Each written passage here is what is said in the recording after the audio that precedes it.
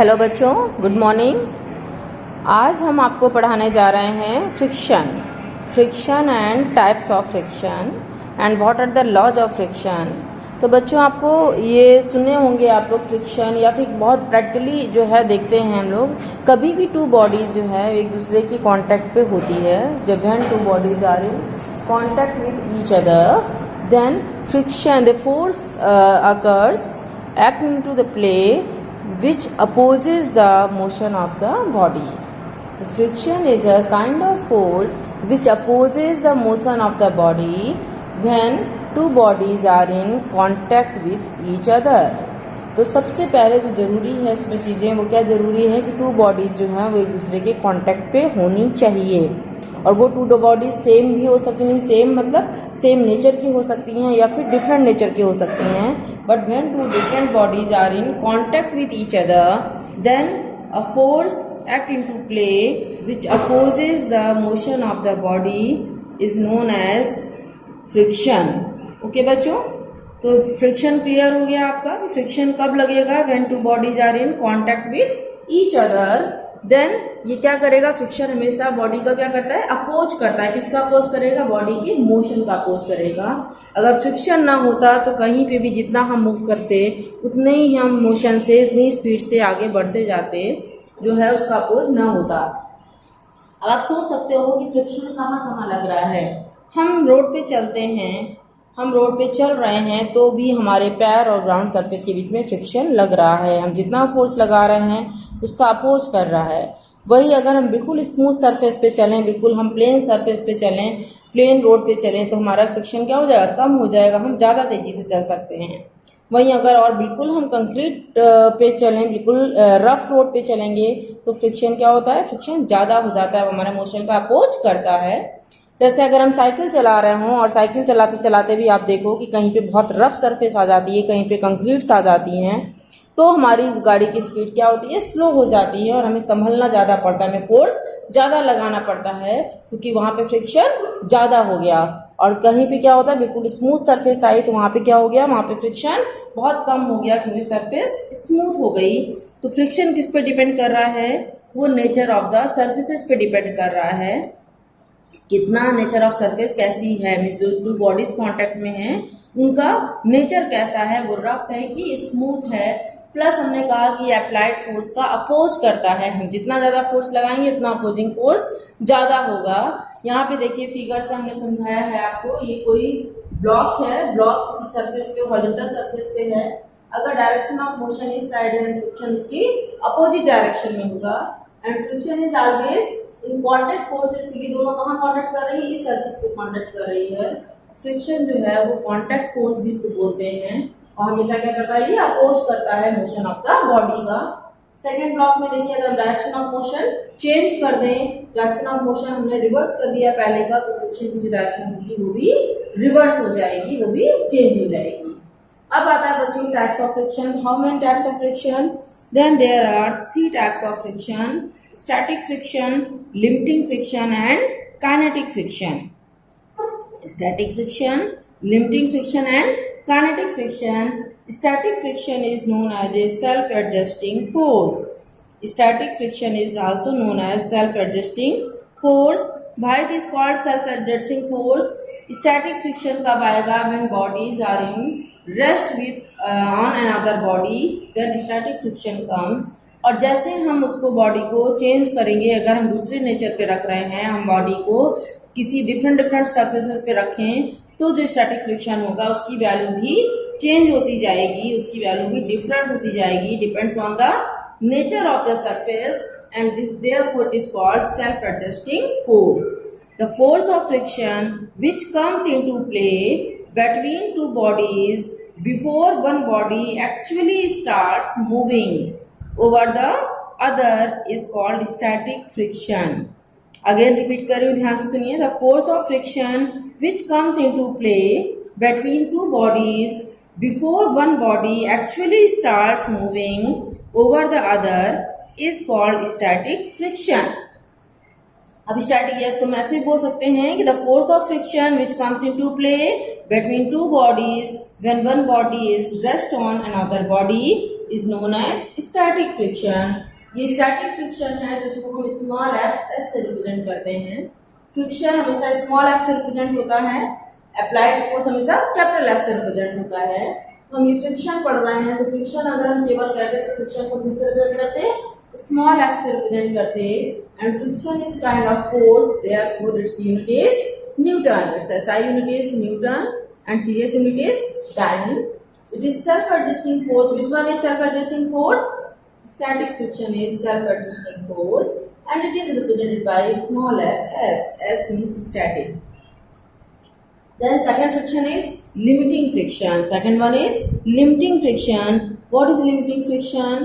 Limiting friction is the friction which comes into play when a body is in a state of steady motion over the maximum force of static friction which comes into play when a body just starts moving over the surface of another body. The maximum force of static friction is the force of friction which comes into play when a body just starts moving over the surface of another body is called limiting friction. में जिस force पे body just start कर दी, जिस force पे body move करना start कर दी, that is called limiting friction. इसको हम रिप्रेजेंट करते हैं एफ एस मैक्सिमम से, और this is maximum static friction and F S is always less और equal to F S maximum. The force of friction which comes into play when body just starts moving over another body is known as limiting friction. It is represented by Fs maximum. Maximum हम ऊपर लिखेंगे, Fs नीचे लिखोगे. और ध्यान रखना है कि static friction जो है that is less than limiting friction. Third friction क्या हुआ? थर्ड फ्रिक्शन हुआ kinetic friction. Third one is kinetic friction. What is kinetic friction? Then kinetic friction को हम लोग डायनेमिक फ्रिक्शन भी बोलते हैं, और काइनेटिक है इसलिए इसका सिंबल एफ के होता है.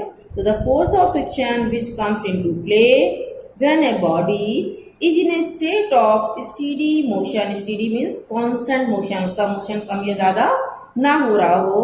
The force of friction which comes into play when a body is in a state of steady motion over the surface of another body, over the surface of another body is called kinetic or dynamic friction. Is called kinetic or dynamic friction. It is represented by Fk. ये graph है बच्चों, तो ये graph हमारा friction और applied force पे के में ग्राफ प्लॉट किया गया है. जैसे जैसे हम अप्लाइड फोर्स जो है, अप्लाइड फोर्स कहाँ रखा है, अराउंड एक्स एक्सिस पे है, और जो फ्रिक्शन फोर्स है वो अराउंड वाई एक्सिस पे है. जैसे जैसे हम फोर्स अप्लाई करते हैं, बढ़ाते जाते हैं, तो स्टैटिक फ्रिक्शन क्या है? स्टैटिक फ्रिक्शन जो है वो डायरेक्टली प्रोपोर्शनल है अप्लाइड फ्रिक्शन के. हम जितना फोर्स लगाएंगे उतना स्टैटिक फ्रिक्शन ज्यादा होता जाएगा. बट हम एक कंडीशन आएगी जहाँ पे क्या होता है, स्टैटिक फ्रिक्शन मैक्सिमम हो जाएगा. ये मैक्सिमम जो है ये क्या कहला रहा है, FS maximum friction, limiting friction. उसके बॉडी जस्ट स्टार्ट करेगी मूव करना. जब मूव करना स्टार्ट कर देगी उसके बाद क्या हो जाएगा, उसके बाद फिर हमारे पास काइनेटिक फ्रिक्शन आ जाएगा. तो काइनेटिक फ्रिक्शन जो है फिर लेस हो जाएगा, किससे? लिमिटिंग फ्रिक्शन से. तो एफ के जो है, एफ के is less than F S maximum. Kinetic friction क्या हुआ? काइनेटिक फ्रिक्शन जो है वो लेस हो गया, किससे? लिमिटिंग फ्रिक्शन से.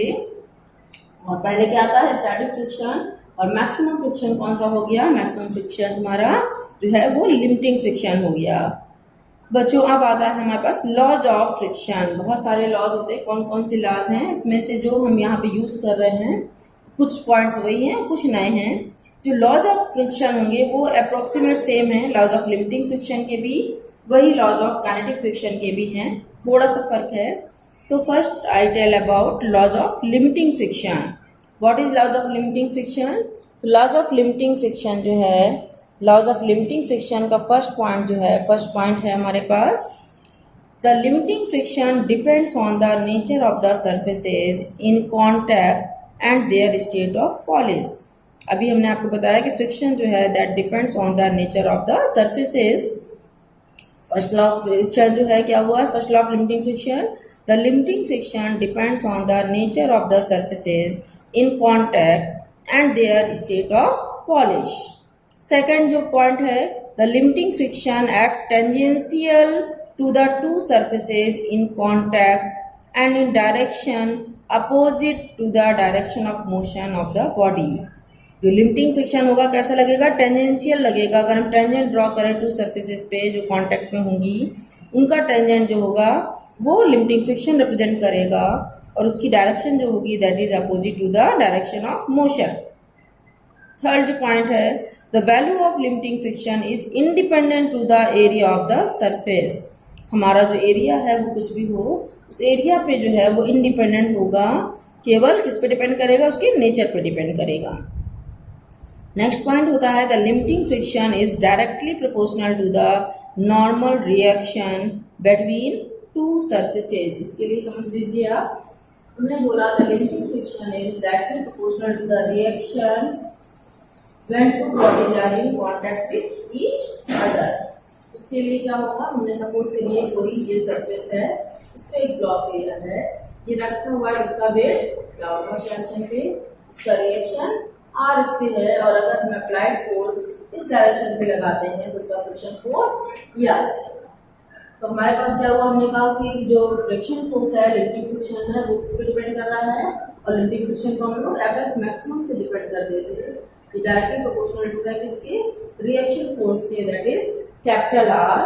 और कैपिटल आर जब हटेगा यहाँ पे तो हमारे पास क्या आएगा, प्रोपोर्शनल टू हटेगा, कुछ कांस्टेंट आएगा, वो कांस्टेंट हम म्यू एस यूज करते हैं। तो mu F S maximum equal to क्या हो गया, म्यू एस इंटू आर हो गया। वेयर म्यू एस क्या है, म्यू एस जो है दैट इज कोफिशिएंट कांस्टेंट है, उसको हम बोलते हैं कोफिशिएंट ऑफ लिमिटिंग फ्रिक्शन। जो म्यू एस आया वो क्या हो गया, कोफिशिएंट ऑफ लिमिटिंग फ्रिक्शन, या हम इसको कोफिशिएंट ऑफ स्टैटिक फ्रिक्शन भी बोलते हैं।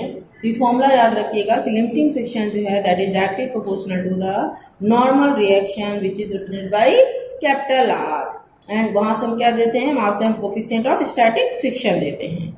तो बच्चों ये थे हमारे पास लॉज ऑफ लिमिटिंग फ्रिक्शन। अब हम बताते हैं laws of static friction. What are laws of static friction? Static friction में फर्स्ट पॉइंट क्या हुआ, the kinetic friction opposes the relative motion and has a constant value depending on the nature of the two surfaces in contact.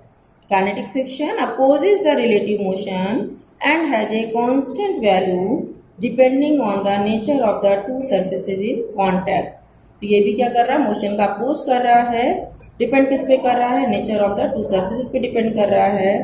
Next point क्या होता है, next point हमारा होता है the value of kinetic friction is independent to the area. जैसे पहले वाले में था, तो value of kinetic friction is independent to the area of contact. Next है the kinetic friction does not depends on velocity. Body किस velocity से move कर रही है इस पे डिपेंड नहीं कर रहा है, लेकिन वो मोशन का अपोज करेगा, मीन्स उसकी डायरेक्शन मोशन की अपोज होगी, but it does not depends on the velocity या magnitude of velocity of the body. Next point, the value of kinetic friction is directly proportional to the normal reaction. जैसे हमने यहाँ पे किया है वैसे ही काइनेटिक फ्रिक्शन जो होगा that is also directly proportional to reaction, और यहाँ पे जब कांस्टेंट आएगा वो क्या आएगा, कोएफिशिएंट ऑफ काइनेटिक फ्रिक्शन आएगा। तो म्यू के हम रिप्रेजेंट कर सकते हैं इक्वल टू एफ के अपॉन आर। दो फॉर्मूले आपको बहुत इंपॉर्टेंट समझने हैं, एक static friction, coefficient of static friction and coefficient of kinetic friction. तो ये इसके लॉज हो गए। अब कभी कभी इसमें डेफिनेशन आती है, define the coefficient of static friction और कोएफिशिएंट ऑफ डायनेमिक फ्रिक्शन और काइनेटिक फ्रिक्शन। तो बच्चों आपको म्यूएस रिप्रेजेंट करना है, म्यूएस डिफाइन करना है, ना कि इसकी डेफिनेशन डिफाइन करनी थी, फ्रिक्शन की डेफिनेशन डिफाइन करनी है। तो coefficient of static friction is a ratio of limiting friction to the reaction force. या कह सकते हैं coefficient of static friction is a ratio of limiting friction to the normal reaction. इसको हम नॉर्मल रिएक्शन भी बोलते हैं, और इसकी यूनिट क्या होगी, ये दोनों ही फोर्स है, इट इज यूनिटलेस क्वांटिटी। जो कोएफिशिएंट है इसकी जो है कोई भी यूनिट नहीं होगी। सिमिलरली अगर आता है coefficient of kinetic friction, coefficient of kinetic friction के लिए भी हम क्या रिप्रेजेंट करेंगे, म्यू के इक्वल टू एफ के अपॉन आर। एफ के अपॉन आर जब करोगे तो हमारे पास क्या आएगा, coefficient of kinetic friction is ratio of limiting kinetic friction to the normal reaction. Coefficient of kinetic friction is a ratio of kinetic friction to the normal reaction. Okay बच्चों, thank you for watching this channel.